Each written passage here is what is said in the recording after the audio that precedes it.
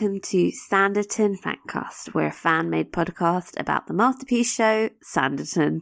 I'm Michelle. I live in the States. You can find me at Musings on Instagram and Twitter. And I'm Rita. I live in England, and I'm at Annoying Rita on Instagram and Twitter. And welcome to our podcast on Season 3, Episode 5. I don't know how, but we are suddenly on the penultimate episode of the entire show. It's pretty scary. Before we start, big shout-outs and hugs to Jock89 and Steph Reese for their lovely reviews. You're very kind, and we really appreciate it. Anyhow, let's begin, because we've got a lot to do, and we start off, as usual, with a far too long recap.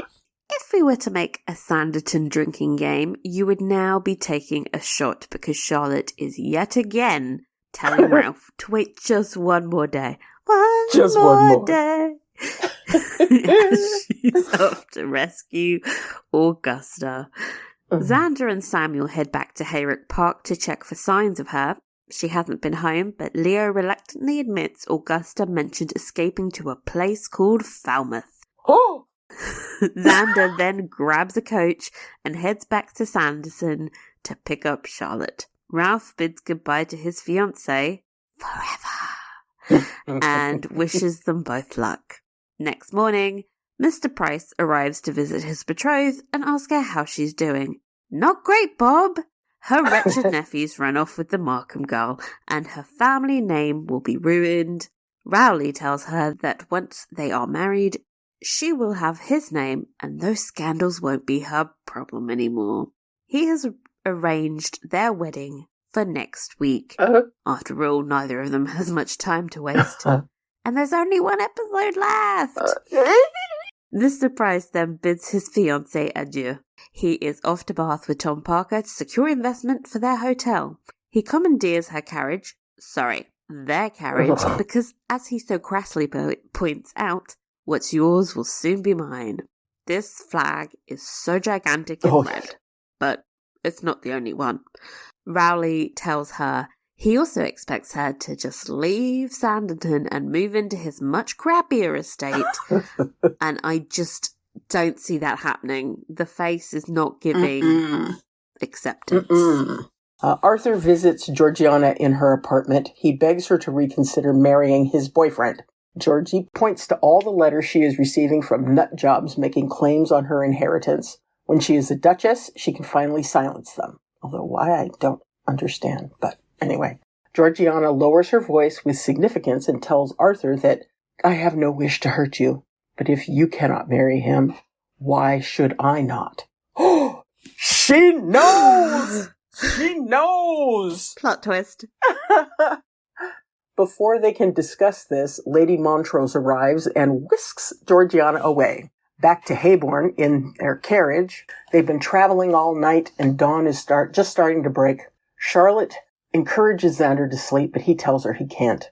His mind is filled with thoughts of how he could have prevented this elopement. Augusta was too stubborn to listen to his warnings.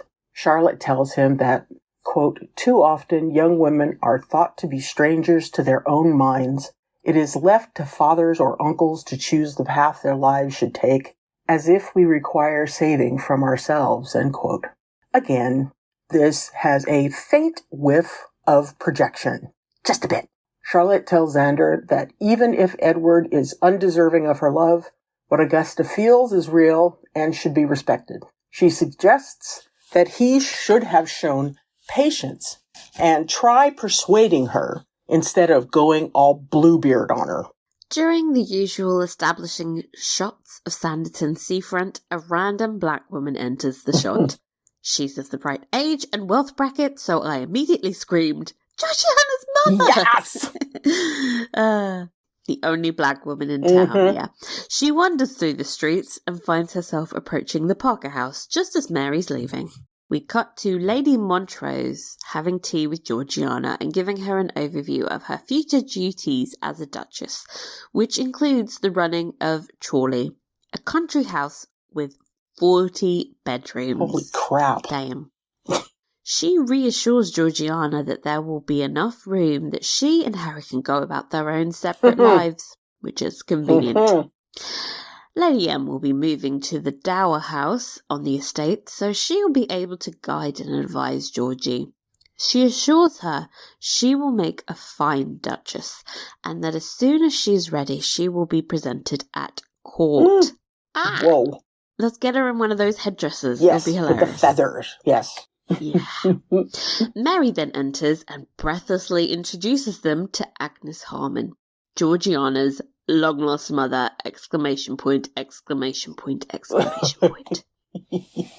Georgiana panics, runs out of the tea room, and accuses Mary of ambushing her. She assumes that the woman is an imposter because she exhausted every possible avenue looking for her and found absolutely nothing.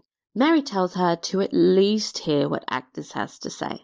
So, Georgie and Agnes head to the beach for an interrogation. She asks Agnes, why now? She explains her then master brought her to England 5 years ago.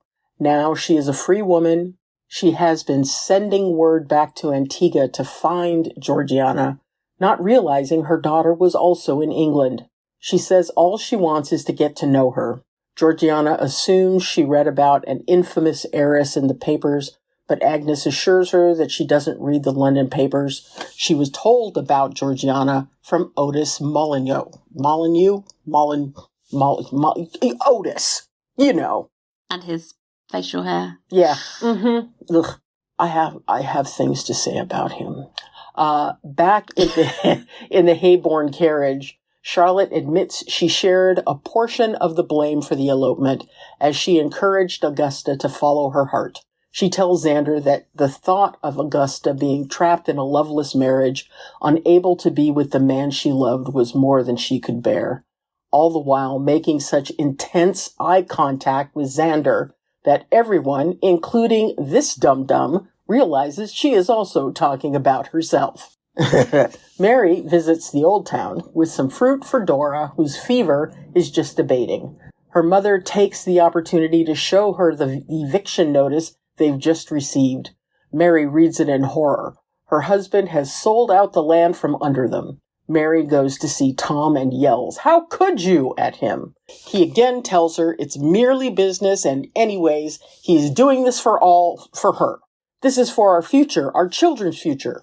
She doesn't seem impressed and tells him he is no longer the man she married. Stomp, stomp, stomp. Pretty on brand to me, but whatever. Mm-hmm. Yeah. Augusta and Edward are wandering through Falmouth in their dishevelled-looking evening clothes. Edward suggests they find an inn to rest after travelling all night, but Augusta's like, I'm too buzzed to sleep. Whee! Edward looks uncomfortable already. They eventually find an inn, and Edward pens a quick note to her uncle telling him they plan to elope to Scotland. For anyone unaware, in England, the guardian of a person under the age of 21 could legally veto a marriage, not the case in Scotland. There is then a very uncomfortable moment where they kiss. The height difference was really on fleek. Yeah. It's like how childlike Augusta was, and Edward, like, oh. Anyway, he encourages her to lie down in a kind of slightly sleazy way. Yeah. Charlotte and Xander arrive in Falmouth and decide to check boarding houses first. Xander worries that Edward has only brought her there to ruin her. Charlotte tells him that Augusta will not be ruined. She will be the same Augusta she ever was, and that Xander must reconcile himself to their union, even if it's not the life he wished for his niece. Charlotte, he's likely to poison Augusta at the slightest inconvenience. This is no time for your yah-yah forgiveness nonsense. We have to get rid of this man, okay? Yes. While Xander is checking for them in one of the inns, Charlotte speaks to the baker's boy who delivers all over town. I assume her experience in season 1 has made her a good investigator of runaways. Anyway, a man fitting Edward's description just arrived at Old Crown Inn with his new bride. So, off they trot to save the day. Just before they enter their room, Charlotte wants Xander to show compassion, or he will end up pushing Augusta further away. He still barges into their room and finds his niece undressed, lying on a bed. Across the room is Edward, lying on the room's couch. I think we're supposed to be thankful there was no sex, but mostly I'm wondering how Augusta is sleeping with her stays on. That must be uncomfortable. Yeah, really. Georgiana's mother explains that after 6 months together, Mr. Lamb took an English woman as his bride and sold her. If he was married, why isn't this woman making a claim on the inheritance? Is she dead? Why have they introduced this information in the penultimate episode, knowing they will never explain it? Well, anyway, it turns out Agnes was living just 50 miles away in Bristol when she was found by Otis through his work with the Sons of Africa. She took the first coach and traveled all night to see her daughter again. Oh, well. Yeah. The two then go to have tea with Mary and thank her for reuniting them. Georgiana says they have so much time to make up for and grabs her mother's hand. She promises they will. Mary invites Agnes to the celebratory dinner they're hosting for Georgiana. What are they celebrating? Well, Georgiana's engagement, of course. I absolutely forgot this was a thing. Uh-huh. Yeah. It was a surprise to I was like, Agnes. oh yeah, right. You'd think she would have mentioned it, but it's a surprise to her mother, who tells her she's super excited to meet the man she loves. Georgiana gives her a fleeting little smile, like, yeah, sure. Yes, of course. Back to the elopement clusterfuck. Augusta tells her uncle that he has had a wasted journey because they're in love and they're resolved to be married.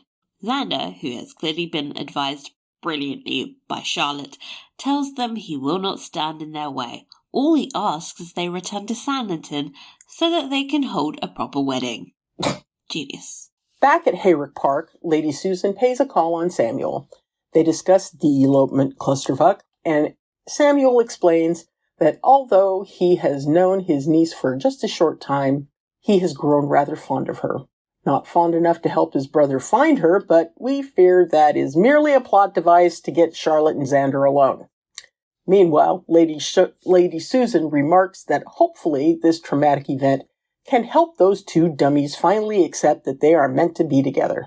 Samuel tells her not to underestimate the power of denial. Pot? Meet kettle. Back at the aforementioned elopement clusterfuck, Augusta is profusely thanking her uncle and planning her wedding. He tells her that she is a remarkable young woman and that he'd hate to see her set a limit on a life she's barely begun. The choice is hers alone, but he questions whether he can offer her the fulfillment and happiness she deserves. Edward, of course. Augusta tries to reassure him that Edward is a good man and even refused to take her honor earlier when he could have. Edward, who has been watching this whole conversation in self-disgust, decides to make his move. He tells Augusta that it was only their arrival, Xander and Charlotte, that spared her honor. He never loved her, he only wanted her inheritance. It's a bit hammy and fake-sounding, so Augusta is like, "No, Edward, you love me! We are fated to be together!" So Edward pulls out the big guns. "Did you really think that you would somehow be the one to redeem me? I always put myself first. Ask Esther. Ask Clara. Ask my son. Yeah, ask the newborn." Augusta sobs, and Edward leaves. I forgot about the son. I forget about everything. Anyway, Alexander and Charlotte wait outside Augusta's room as she dresses. Charlotte asks him if he would really have let them marry. He says that if she's taught him anything, it's that a young woman has the right to choose her own destiny. She looks as if she suddenly realizes that's true, and how incredibly tragic that she has to be reminded of her own foundational morals. Mm-hmm. But we are where we are. Augusta leaves her room and they head back to Sanditon. And it's dinner party time! Tom hasn't arrived back from Bath yet, so Arthur offers to take over as host of the celebration of his BFF marrying his boyfriend. Somehow, that's not the most awkward part. The Montroses arrive and are introduced to Agnes, and it's like immediately awful. The two respective mothers just could not be more dissimilar. Agnes wants to call her son-in-law Harry, strike one, and not your grace. She also happens to be an unmarried mother, strike two. Back at Hayward Park, Susan and Samuel are having an intimate candlelit dinner of leftovers in the kitchen. Sam makes the assumption that she rarely ventures below stairs, but Susan corrects him. Her parents weren't always wealthy, neither was Lord de Clement. She married him in circumstances not unlike those his niece finds herself now. That's why she's sworn off marriage. Realizing that the mood has turned intensely intimate, she gets up to leave, but Sam pulls her back and kisses her. Sam Sue is launched! Woohoo! Time for dinner. Time for dinner. A sweaty-looking Mary apologizes for her husband's absence. Arthur is pushed into making a heartbreaking toast where he wishes the couple a long and happy marriage. Georgiana, realizing he is upset, quietly suggests that, with Crawley being so vast, perhaps he could live with them. This is a great idea. Lady Montrose interrupts them as if she has some kind of sixth sense for ruining her children's happiness, and instead tries to learn more about Miss Harmon. What is her situation now? Agnes explains she lives with her employer. She works for an organisation that helps former slaves. Lady Montrose makes the kind of fake smile that posh women make when they're uncomfortable, and assumes Agnes doesn't want to dwell on that. Agnes tells her she's not ashamed of her past. Georgiana agrees and gives her a sweet, supportive smile. Lady Montrose watches on jealously. Talk turns to how Georgiana and Harry's courtship started.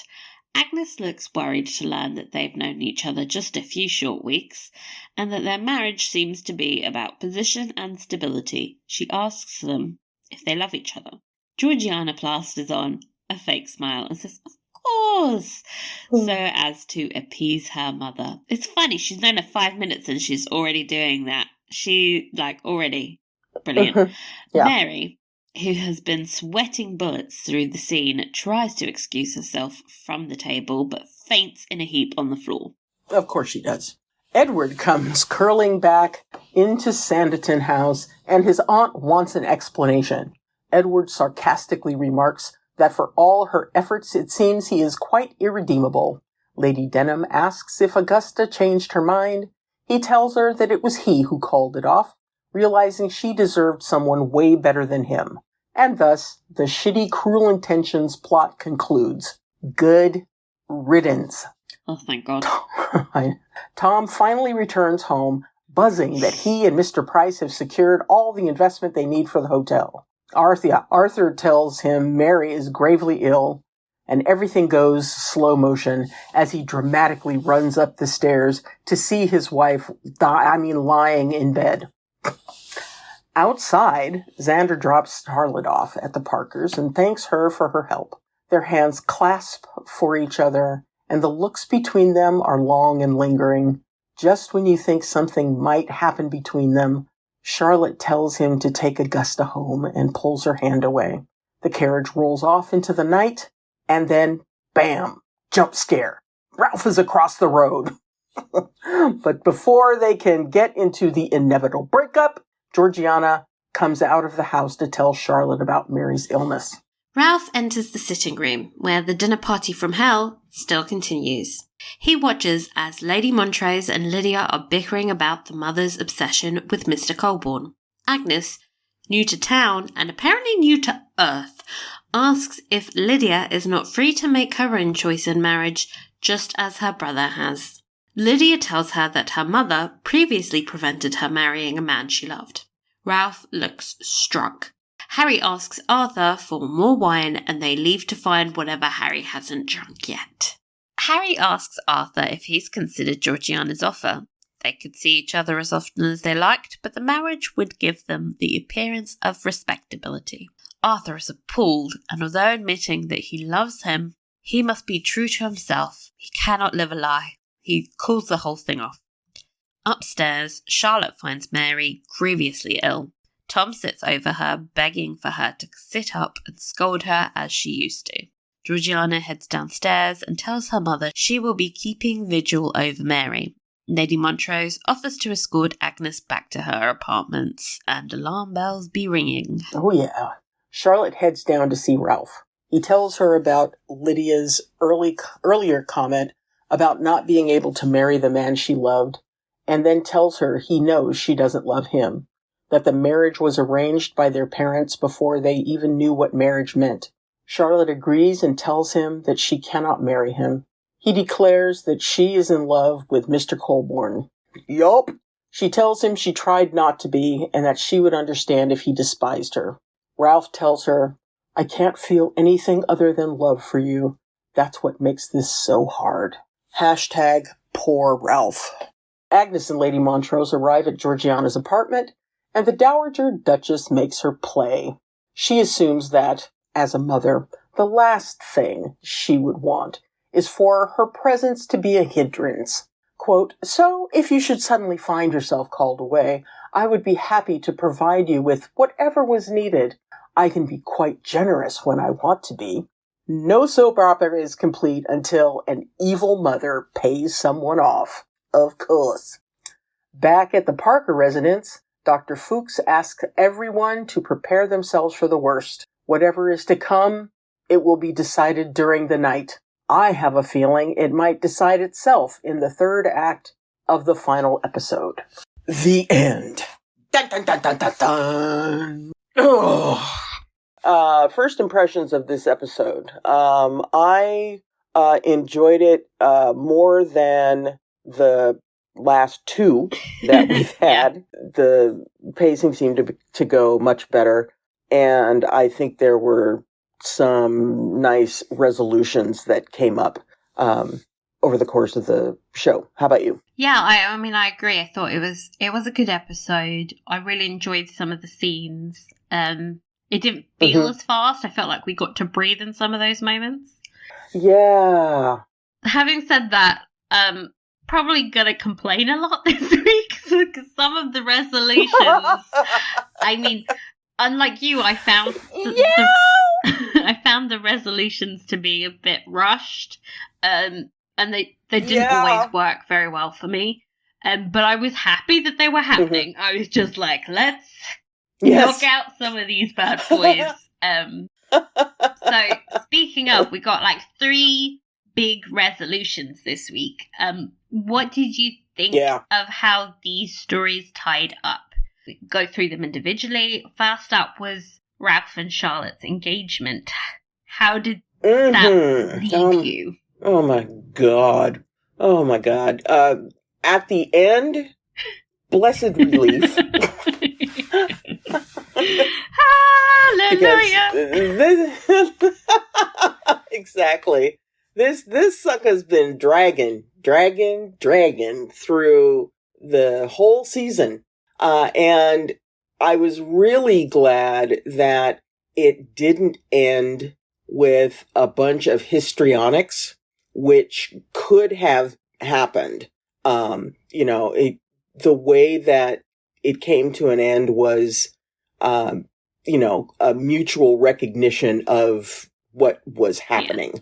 That Charlotte was never in love with Ralph, and that she was in love with Colborne. So, I was happy that it happened. Thank God it happened, because I know I couldn't have dealt with this dragging into the last episode. Oh God, that would have. So shudder. For me, I think the part that still frustrated me is, like I spoke about this last week, was how Charlotte still wasn't the one to break it off. I've been waiting for her to step up and speak up for herself and make the choice for herself, and it was still left up to Ralph to do the snipping, Yeah. Which was frustrating. You're right. Because this show is so female-driven usually, and it's about their internal lives, and then it's like all the agency was given to men this episode. Because even though I do like the parallel of Ralph and Colborne both allowing the women in their lives agency. It's annoying to have them positioned as the ones that make that choice. Yeah. Step up and take ownership of your own life, Charlotte. It's like, again, she was just a passenger, and it was... But I did really like that scene. I thought it was really well acted. I really like the actor who played Ralph. Like, he showed up in that scene, and it was powerful, you know? I felt really bad for him. Yeah. Again, I've been feeling bad. I still feel bad. You know, in a way that I found Stringer really annoying in season 1 and wanted him off screen. With Ralph, I'm like, oh, this kid, he just needs to go out and meet someone that his parents didn't set this up for him for. Like, because I feel like that scene also really justifies why he's been clinging onto it for so long when there's absolutely nothing there. That was good as well. Oh, poor Ralph. Yeah. How many times have I said poor Ralph? Christ. Oh, God, another drinking game. Okay. Oh, gosh. How did you feel about Edward and Augusta? Ogward. Awkward. God, what a perfect name.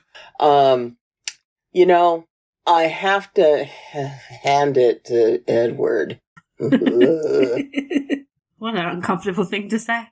I know. I hate to say that, but you know, and the way that the actor that plays Edward delivered that performance through the entire episode, there was such great subtlety in his revealing the apprehension that he had about the entire thing. It was so craftily done. It made that story arc work so well. I think that it was hard to hear him say all of those things, at the end when he was, saying, ask Esther, ask Clara, ask my son, all of the things leading up to that moment. It was hard to hear that. And, you could see Augusta's heart just breaking, with all of that. Yeah. But, fantastic performance. And, there was a little tiny bit of histrionics, but, given the situation, totally deserved. I thought that it was very well done. How about you? I wish they hadn't had the final moment with Lady Denham, if I'm honest, because I think we could have done without it being so obvious what had happened. Because at the end of the day, I still struggle with this whole, as well performed and written and acted as it is, what is the point of this storyline?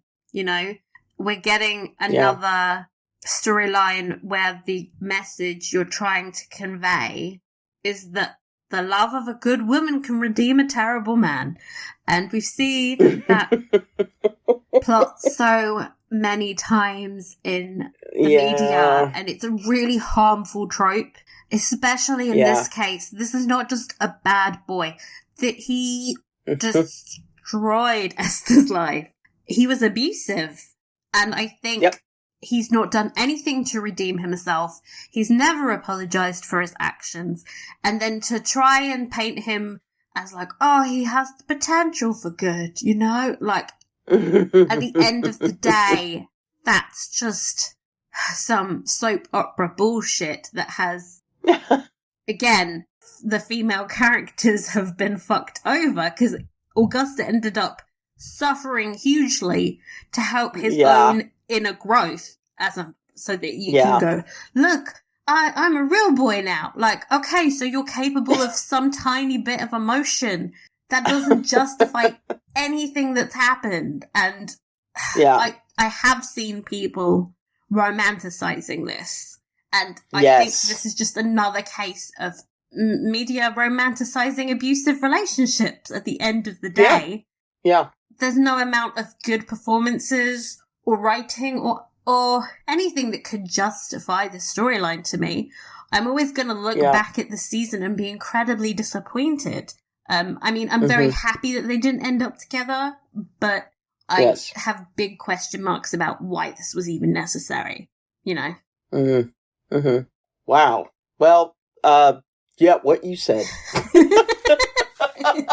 Look, I've been holding that rant in for weeks. I knew where it was going. You're absolutely right. When, we talk about this kind of scenario and how many people have been, in this, I can change him mode when it comes to, a relationship with a problematic partner. It is very self-destructive to be in a situation like that. And, the manipulations that we've seen Edward do over the last 3 seasons, the lying, the scheming, the gaslighting, all of that kind of stuff, is such criminal. is such a dangerous criminal enterprise to get wrapped up in. And so, I think that I still don't think that he is redeemed. I don't know if he ever will be.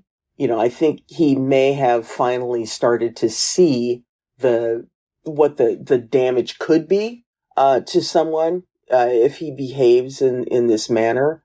But he has such a very, very, very, very long way to go. And we're not going to get there on this season because there's only one episode left. So it's like, why did we start on this path? I don't understand. You're not going to take us to redemption. Yeah, I mean, I said at the beginning of the episode that I would have been completely happy if we hadn't had Edward in season 3. Or actually, I think I said that at the end of season 2. Because, I was just like, okay, get this lunatic out of here. So I am just glad he will be sailing off into the sunset with everybody else. I hope that he gets locked up in that church forever. Just working on his soul. Yeah. Oh, God. Okay. So Georgiana found her mother. Or her mother found Georgiana. Oh, I just found her mother, really. Yeah. Oh, yeah, that's true. Otis comes to save the day once again. I am so afraid they're going to wind up together. I really am. It's making me very eager to watch the last episode just to see how things shake out with this situation.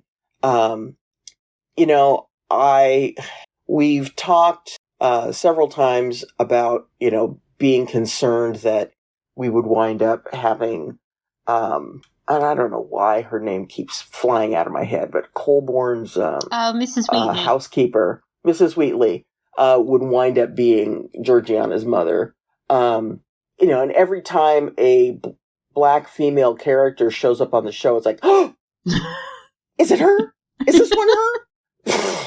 I think it would have been, and this is definitely Monday morning quarterbacking. It would have been so much better if there had been more black characters in this entire series, so that it wasn't a "is this the one?" question that comes up. That here's this new black female character. Well, this must be Georgiana's mother. So, but as far as the story goes, I thought that the actors portrayed that whole very fast evolution of a relationship as well as they could, given, you know, the time that they were given. I mean, how about you? Yeah, I think I really love this actress. I think she's incredible. Uh-huh. They had really great chemistry, and I was really happy for Georgiana because I've been waiting for this. Mm-hmm. And, you know, it was some of the most powerful scenes in the episode for me. I just wish we'd got more time with her. It felt a little rushed. I mean, in the span of a day, she's going from "I don't think this woman is my mother" to "we should never be parted again, mother, dearest." Like, it's the timeline of the show is crazy. And I think there were a few moments where, you know, Agnes came across as if she was brand new to the Regency period. I definitely expect her moral compass to be different from Lady Montrose because of their experience. I think Agnes would obviously pride herself on her relationships and being caring and kind to people because she's experienced so much brutality. But she sounded like naive to the point of ignorance when it came to like, why would your daughter not have the same opportunities as your son? Like, you live in the world. Even today, we don't have an equal playing field. Yes. So it just came across as exceptionally naive. And I don't think that really makes sense for a woman of her experience and her age. Like, I was just like, she's lovely, and I thought some of her interactions with Lady Montrose was like the greatest thing I've ever seen, but I was also a bit like, who wrote this? And I don't feel like they put enough care into thinking about her perspective at all sometimes. Yeah. And I think like if we'd had more time to get to know her, that would have worked better. Honestly, you know, it's definitely beating the same drum as we have in the previous couple episodes. You know, just too many plot lines that they're trying to cram into this 6-episode series that really could have been 86'd so that we would have more time for character development of these new folks that we haven't seen before. You know, the whole, and I know we'll get to some of the other storylines, but, you know, the whole arc of Samuel and Susan, you know. Why? That was rushed. Yeah, you know, that was rushed, and, you know, why conjure this whole thing? I mean, I'm glad that they brought Samuel into the picture because, you know, he helped to deal with the lawsuit and everything, but, you know, I have serious questions as to why the lawsuit even happened. Why the lawsuit? They could have taken that out and still had the exact same storyline. Yep. My favourite, obviously, was Charlotte and Colborne. I mean, yes, so cute, and it was giving me really intense, strong season 2 vibes. You know, where like Charlotte was herself and like talking, and like giving really good emotional support and advice to him. Oh yeah, I mean, if you think about it, she's been walking around like this sacrificial lamb through the entire season. You know, just, you know, okay, it works for Easter, but anyway. But you know, it was like we saw a glimmer of the Charlotte that we have known and loved through the previous 2 seasons.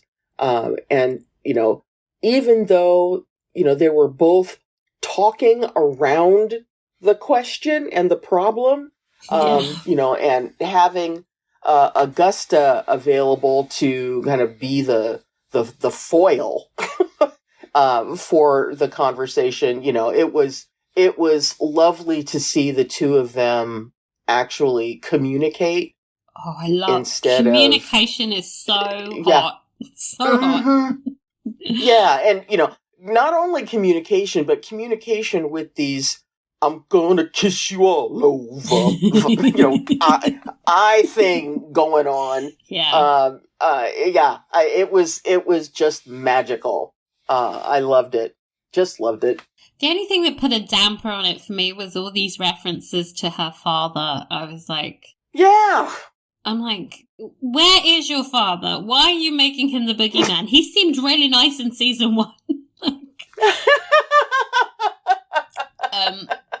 Yeah, I would have liked to have seen her confront her father. Yeah. Standing up to her father had me thinking that, like, part of what happened in this episode was that Charlotte got to see Alexander be the kind of father she wanted for herself. Mm-hmm. And I think often, like, which is not to kind of gross. It's like we've got Freudian, but I think I think often women do pick partners they feel will fulfill that kind of unmet need that they want in their emotional lives, and especially in their husbands. Not to get like, this has got very psychology 101, but I think I think that also kind of happened a lot in Jane Austen's novels. I've noticed this as a recurring theme through, like, Emma and, to a certain extent, Pride and Prejudice. Like, there's a lot of, not daddy issues, but kind of like how women deal with the patriarchy is to kind of pick a partner that they think would be a good father for their daughters, if that makes sense, because they're dealing with their issues through... I think, like... We might still do that now, actually, now that I'm thinking about that, as women. Because it's such an important... It's like the first relationship you have with a man, and it's incredibly important psychologically, and it's just interesting to see that play out here, because it's like something that I had noticed in other Jane Austen novels, and I didn't think it was applicable here, but suddenly they were bringing up daddy. They were like, my daddy wants me to marry Ralph. You would never do that, would you, Alex? And he was like, no.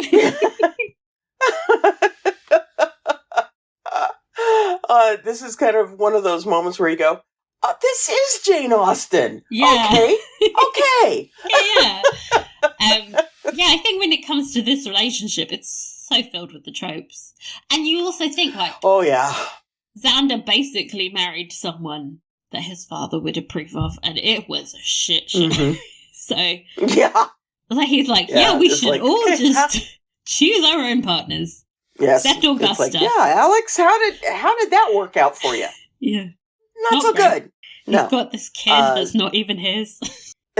Oh, but she's just wonderful. I love her. How did she come out with two terrible parents? I don't know, but, you know. I would love to see her grow up. But, of course. Spin-off. We don't have time for that. Ooh, spin-off. Okay. Hey, like the fan base where the folks that, basically shouted and screamed loud enough to get this thing started back up. Who knows? The power of fandoms. Save Leo. Everyone, let's do it. Oh, it'd be so good. Oh, gosh. So, Georgiana and her relationship with her mother, but then it's like a mother-love triangle between Georgiana, Agnes, and Lady Montrose. Yeah. I thought that everything was performed, beautifully. And, I know we've already spoken about, our wish to have had more time to get to know Agnes and kind of make her more dimensional than she really is right now. Right now she's kind of, I hate to say it, but kind of a flat character, in comparison to, like, Georgiana, who we've had a chance to see grow, Lady Montrose, who we've seen develop over the course of the season. But all of that aside, I think the way that they have started to establish this triangle, I am really appreciating it. Yeah. I think that, we're seeing, kind of the ugly side of Lady Montrose. She's willing to ignore the fact that Georgiana is black because she's got the dollars. But, when it comes to Agnes, we see some of the reactions that would have been typical of encountering someone of African descent during that time. So, I'm glad that they're confronting that reality, though, because yes, it would have been very easy to just everyone pretend and be like, yeah, this is cool, but having a former slave hanging around as the mother to a duchess would be in an insane level of scrutiny. Like, I can't even imagine it. Oh, yes. And as much as I think Agnes is, like, very well spoken and incredibly dignified, I don't really feel like she's going to cause any problems or draw attention to herself. But that doesn't matter to people. When you're racist, just the skin colour alone is going to cause trouble. So it's like this double-edged sword here. I think, actually, they would probably prefer it if she was, like, subservient to them, because they're just disgusting. Yeah. I think what I found interesting was, in previous episodes, Lady Montrose was trying to take Georgiana under her wing, and we were like, why would she do that? That's very weird for her. And then we got that line about how she's never forgotten her late mother-in-law doing the same for her and showing her how to be a duchess. And I think it explains that she sort of romanticized this dynamic, and she's trying to sort of relive it with Georgiana. And Agnes comes along and it's like, no, you're getting in the way of my new daughter-in-law. Like, you can't be around. Then I'm not getting the attention, and it's really juvenile. But I think some of this is coming from a place of just an actual connection to Georgiana. Like, she wants to be her mother in some ways. I think it's very problematic. She already has a daughter that she's fucking terrible to. Yeah. Remember Lydia? Remember Lydia? Her? Yeah. I love that scene where Lydia was calling her out at the dinner table, and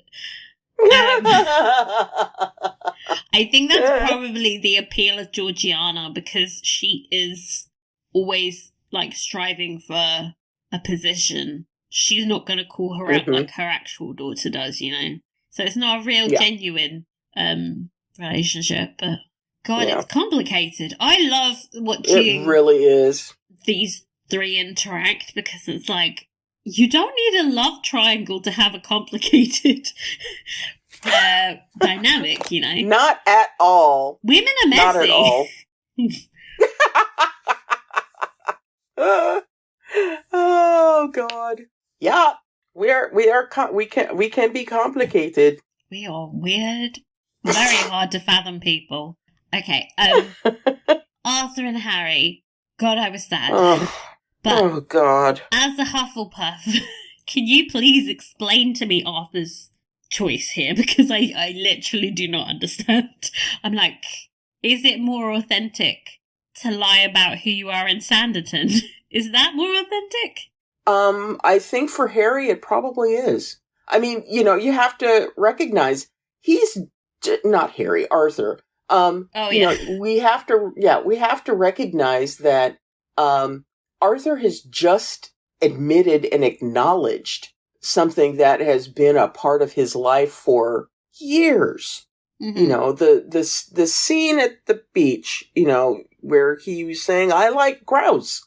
It was the first time that he admitted it to himself. And here's the opportunity that, everybody's like throwing his way to be able to be in this, closeted relationship with Harry, with, his, best friend and her future mother-in-law, in league with this whole thing. And it just doesn't feel authentic for Arthur to go, yeah, okay, let's go.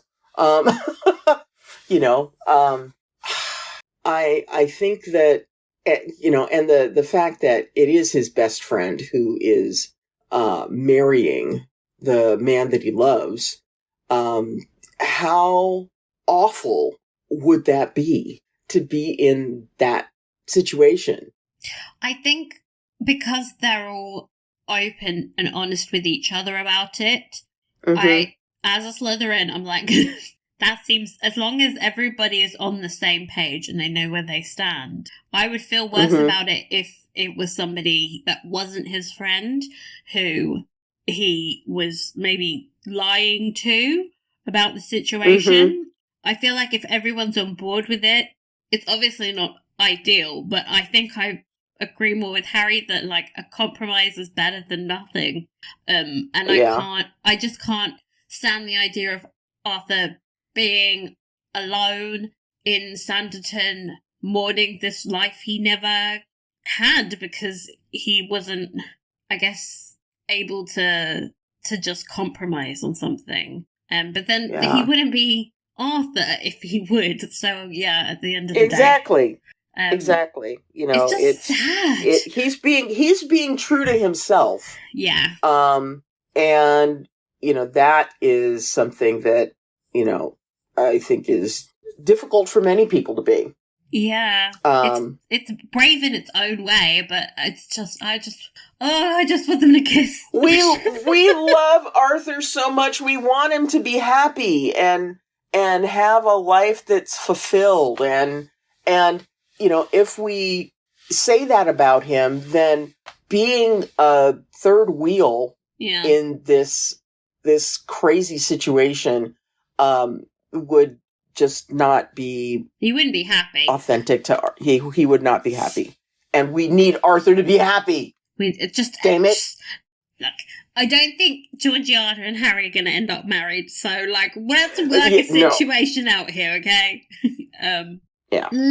Samuel and Lady Susan. So they're going to be engaged. That's... Yeah. I was like, okay, so the one point of this is they have to get engaged. I think what we're going to get is a situation where Charlotte hears that a Colborne brother is engaged and assumes the best.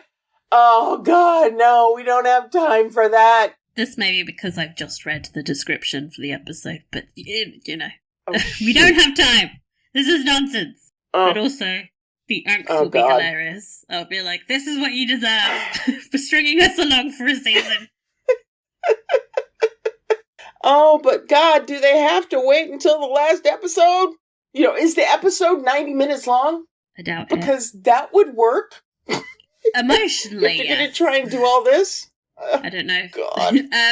But other than that, what did you think about the Susan backstory? Because I was like, this is massively inconsistent with how she was presented in season 1. Like, okay.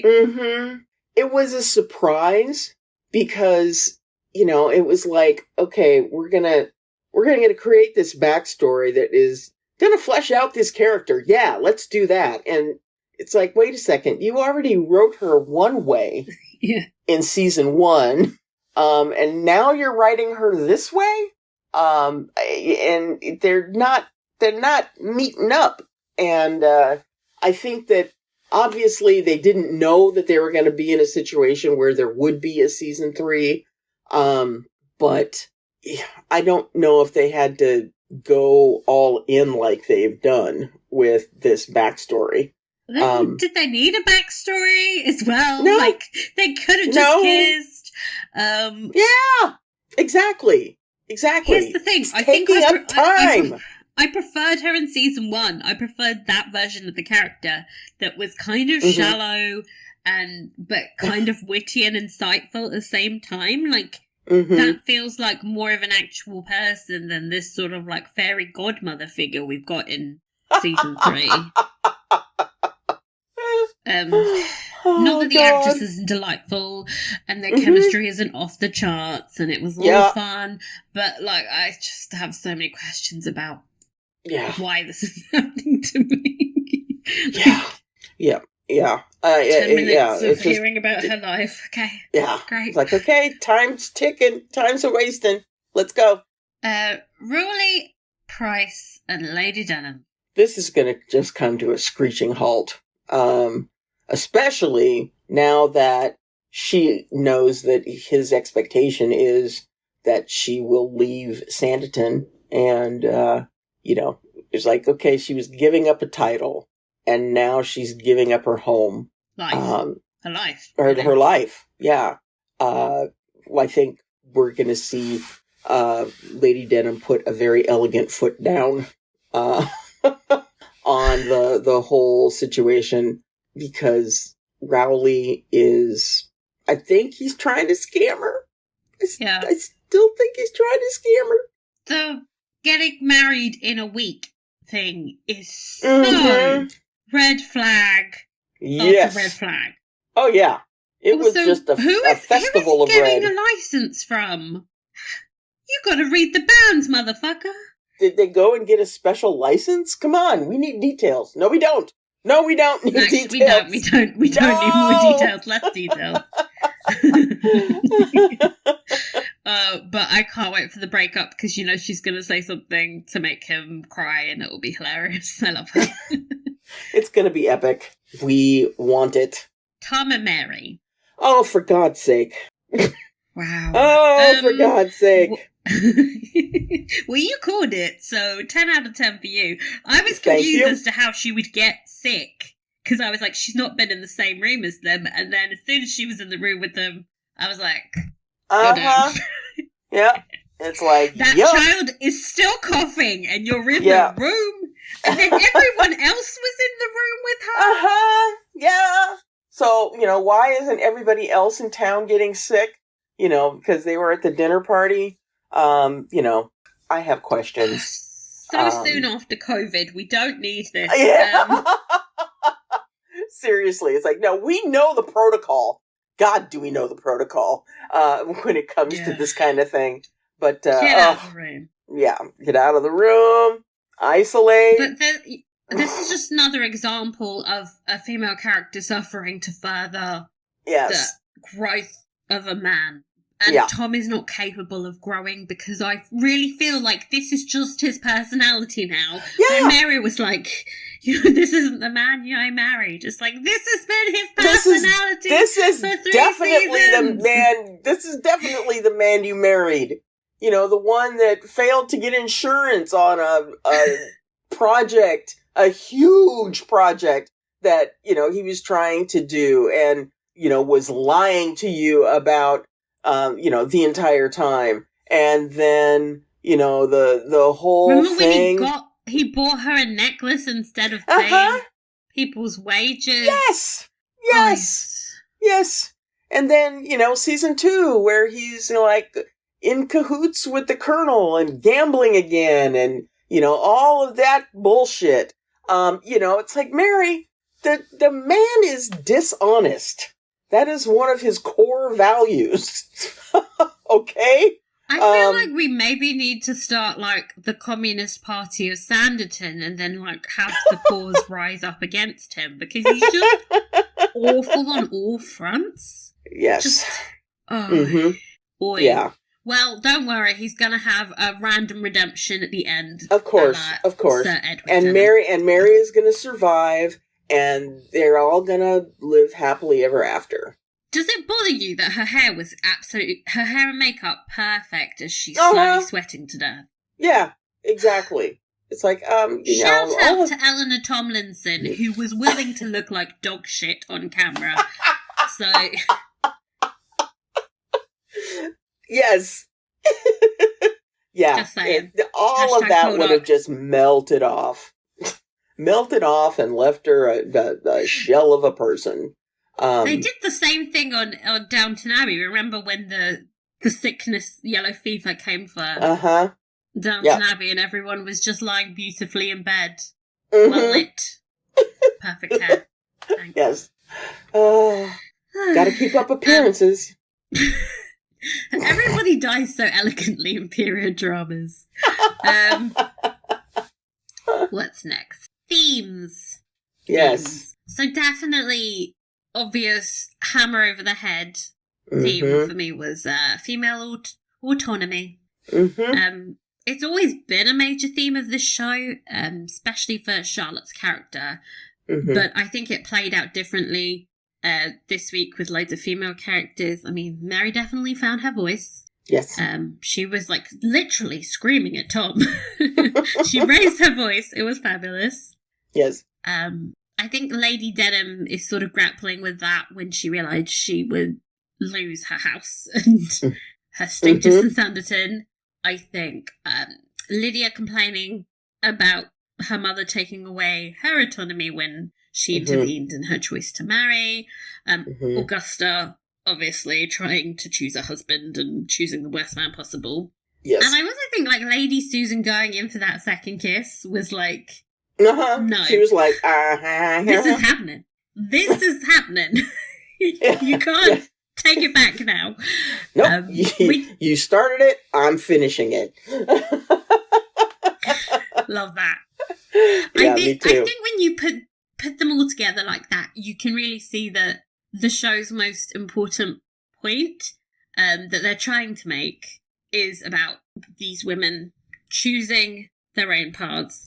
Somewhat undercut with what they did with Charlotte, having to rely on her love interest to remind her she's in charge of her own destiny. That little bit with Colborne telling her what she used to think really drove me crazy. It would have been more powerful to have her come to that realization either by herself or by like talking to Augusta or something. Though I do love feminist icon Alexander Colborne. That is, he is bae. This show should be about Charlotte at the end of the day. She is Barbie. He is Ken. She's everything. Yes. Yes, he looks good in waistcoats. You know. He's so pretty.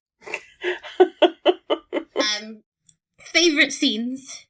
Oh goodness. I thought the scene with Harry and Arthur, as sad as it was so well done. I thought, as we were talking about earlier, the scene with, Edward, showing his true colors to Augusta, again, as sad as it was, beautifully performed. I loved, even though we know that the storyline could have been 86'd in the interest of time, I am just gobbling up Samsoo. We're making it happen. Like a crazy woman. I think they're just lovely together. As you said, their chemistry's off the charts. It's really, really good. How about you? What were some of your favorite scenes? I really loved the scene between Georgiana and her mother on the beach. Just not even really for the content, though I did like the line about how she said she wants to get to know her. She doesn't want anything from her. I like that was a really important moment for Georgiana because everybody wants something from her. I just love watching the breeze. Like, that was beautiful. I really, really liked the dinner party because it was a bit like watching a play where like everyone's got their own little psychodrama going on and they're all hiding things from each other, and the way the conversation would just bounce back and forth and the tension was rocketing up and you were always kind of low-key worrying that Mary would fall into her soup or something. It was just fun. I really really well acted. Everybody, like, when the show gets to be an ensemble, it's so good, and you realise how good the cast is because they bounce off each other really well. Least favourite scene, though, was definitely anything with Edward and Augusta, especially when they kissed, because I was like, they've really emphasised the height difference. It's, no. And I know that, we had someone talk about that in our postcards last week. And, it was like, yeah, there were men in their 30s and 40s and 50s. And 50s and 60s. Marrying these, young debutantes who are in their teens, and it's just revolting to think about. In this day and age, it's just revolting. She looked so young in that morning light, and he looked so haggard. It was definitely a choice. Yeah. Creepy feelings, and I think they were definitely going for that. So I applaud the choice. Yeah. But I don't like the feeling. I don't like feeling sick. It's hard. Fave costume: Georgiana's green coat that was lined with the grey fur. Oh yeah, that was wonderful. That is a coat that I want to own. I would wear that every day. I would look ridiculous and overdressed, but I would be vibing.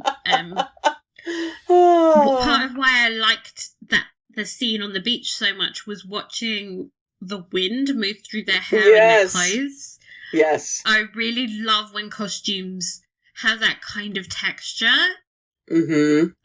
Some period dramas, these costumes feel like they're wearing the actors. Yeah. And the costume designer, whoever you are, you're amazing. It feels like the coat's part of the aesthetic of the show and part of the scene. And it just added to feeling like you were in nature with them, which I liked. Yes. I was like, oh, remember the beach? Remember the beach, Rita? Oh God, I can't wait to be on a beach. Looks at her watch. Sipping drinks on a beach. Yes. Lines. One of my favorite lines from a movie is from Die Hard when Alan Rickman's character says, and while they're sifting through the rubble, we'll be sitting on a beach collecting 20%. But anyway, my favorite costume, that cloak, jacket, whatever you want to call it, definitely a standout. I think that the way they were able to convey just the road weariness in the costumes of, Edward, Augusta, Charlotte, and Alexander over the course of time. When they left, everything was looking still crisp and lovely, and it just kind of went downhill from there. And I thought that they managed that whole aspect of costuming very well. But quite honestly, I can't think of anything else that springs to mind. Yeah, I agree. Especially Augusta's dress. Yeah. It was sensational at night. Then you're wearing it at 2 p.m. in Falmouth in the broad daylight, and it's like, oh, I don't feel good. Yeah. Not a walk of shames, but kind of, yeah.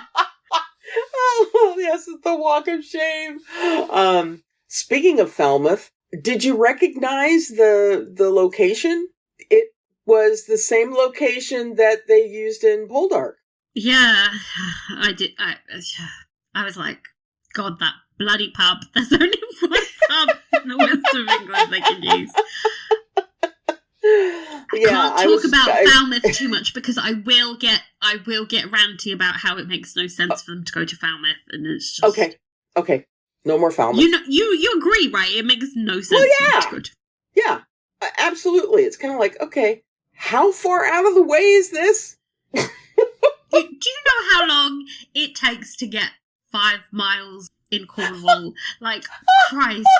Oh, yes, I do. It's insane. As Poldark fans, that is the least believable thing they've ever done on the show. Yes, and it is insane. That's saying a lot. Oh. Performer of the episode. Oh, this is a tough one. Yeah, because there were so many really good performances in this episode. If I'm honest, I'm gonna have to give the actor who plays Edward some serious props. Jack Fox. Yeah. Yeah. He did a very good job at relaying the subtlety of his... As much as we hate the fact that they're doing this redemption-y kind of thing on the back of Augusta, he delivered the subtlety that was needed to reflect that. So I think almost made me buy it. Yeah. So, I was very much loving that performance. Yeah. I ended up going with Charlene White, who played Agnes. I just think she was a really wonderful choice. A lot of actresses would have gone in there and been completely lame, because she's a last-minute addition. But I felt like she had really good chemistry with Georgiana. She's a very good actress. She has so much screen presence. She's incredibly poised. There's something about her that you just... Yeah, and I mean, girl, drop the skin routine. You glowing. Yeah. I mean, I'd seen her before in, she played the mother of Stephen Lawrence, in a miniseries. I don't know if you've seen that, called I don't Stephen. think so. It's about a black British teenager who was murdered in a racist attack back in the early 90s. It happened when I first came to the country, actually, so it's quite powerful.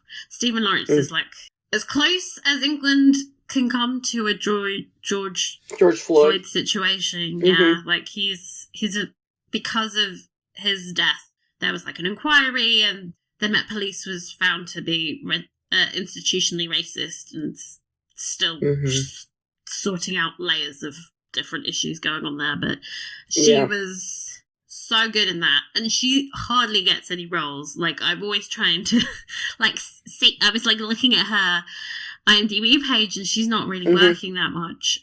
So that's a shame. That's a damn shame. So good, and I hope that other people see her in this and get more roles with her. And I'd love to see her in more period dramas. I hope that's becoming more of an option for actresses of a certain age as well. Yeah. She's great. Yeah. Okay. Yeah. Important question time. Yes. How many Antigua Black Pineapples out of 5? Well, last week I was pretty brutal with my 2.5. I think this one I would give it a 4. Yeah, I'm giving it a 4 too. Yeah, I would give it a 4. I think if we have to we're looking at these individually, and though I do panic about next week coming, if we usually just judge it individually as an episode. So on those merits, it was a good episode. Try not to panic about what's coming. Take deep breaths. It's fine. But saying that, final description time. Dun, dun, dun. Oh, God. I just looked at it and I'm just like, oh, for God's sake.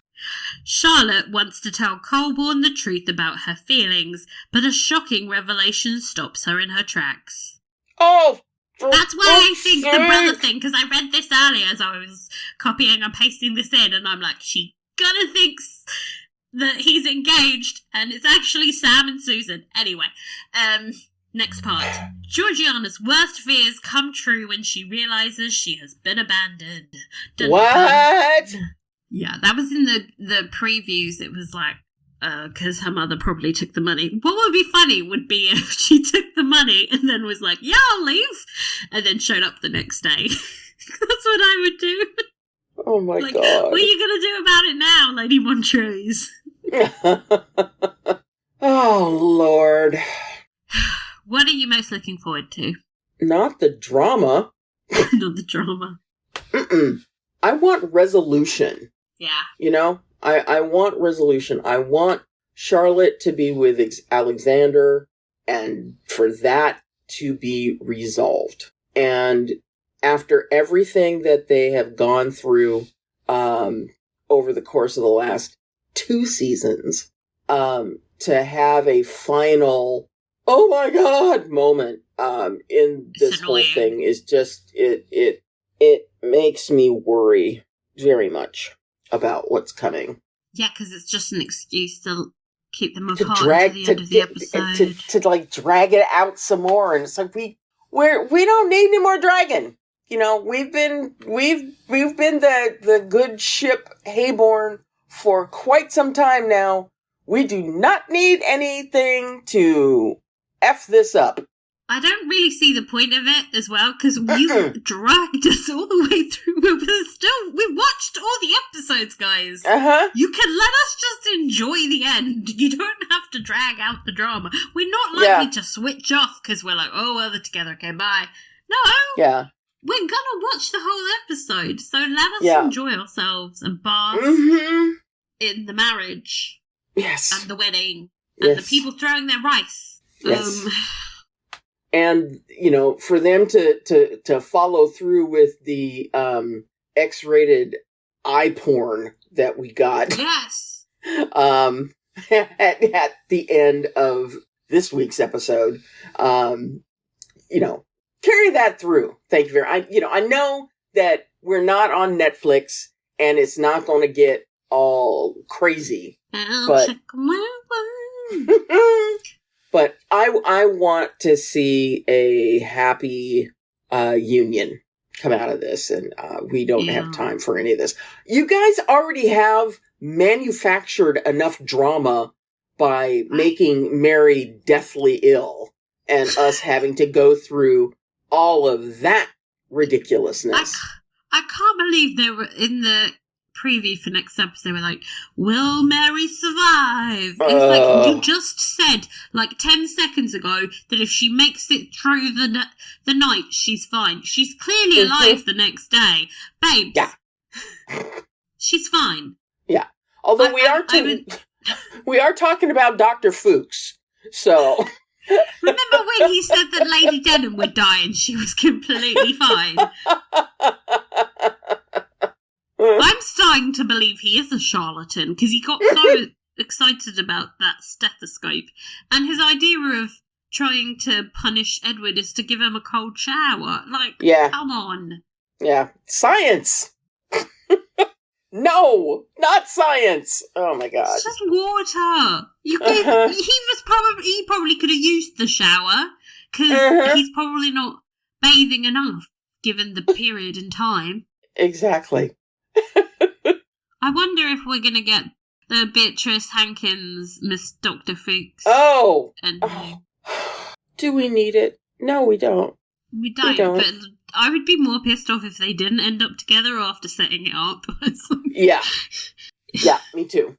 But, you know, we don't need to have them chewing up precious screen time. We have enough to deal with. And what is this nonsense about Georgiana being abandoned? Oh, because her mother took the money. But she hasn't given her mother any money, has she? Well, she was offering it, so I assume that her mother just, took the money. Or maybe she didn't take the money, right? But then she makes it look like she took money. Because she's got to spin this somehow, doesn't she? The problem I have with this is that I've seen every incarnation of this on telenovelas. So, there's nothing they can bring to the situation that I haven't seen. Yeah. The evil mother bribes the other mother to stay away. Okay, sure, seen that. Seen it. Yeah. And it's so easily resolved by her just saying, yeah, but I'm not God, am I? Because I'm sitting in your living room. Okay? Mm-hmm. Yeah. Oh, God. Yeah, let's, happily, I am going to watch this and find out the truth immediately. Because I will probably not be in a position to watch it on Sunday because I'll be out at sea. Come sail away with you. So I am hoping that we wind up with a good enough Wi-Fi signal so that we're able to do the recording for next week. Fingers crossed. Fingers crossed, everyone. Thoughts and prayers. Yes, please pray for us because this is going to be interesting. What if you have better Wi-Fi than ever in the middle of the ocean? You never know. God, wouldn't that be the case? Oy. Oy. Yeah. Okay. But anyhow, that's all from us today. But keep your eyes open for another bonus episode of our Postcards podcast tomorrow, where Rita will read your emails and dive Slowly in. lose her mind by herself. Anyhow, in the meantime, stay safe. And, if you want to reach out to us, you can always follow us on all of the socials. We are In the Books Networks everywhere. The tweets, the gram, yeah. Nothing else, actually, Nothing now that else. I think about it. Yeah, it's very true. Yeah. We're not on the Tiki Tac or the Snappy Snap. So Instagram and Twitter, In the Books Network. And you can email us about your thoughts on episode 6 at inthebooksnetwork@gmail.com. So take care, stay safe, and we will talk to you later. Bye! Bye.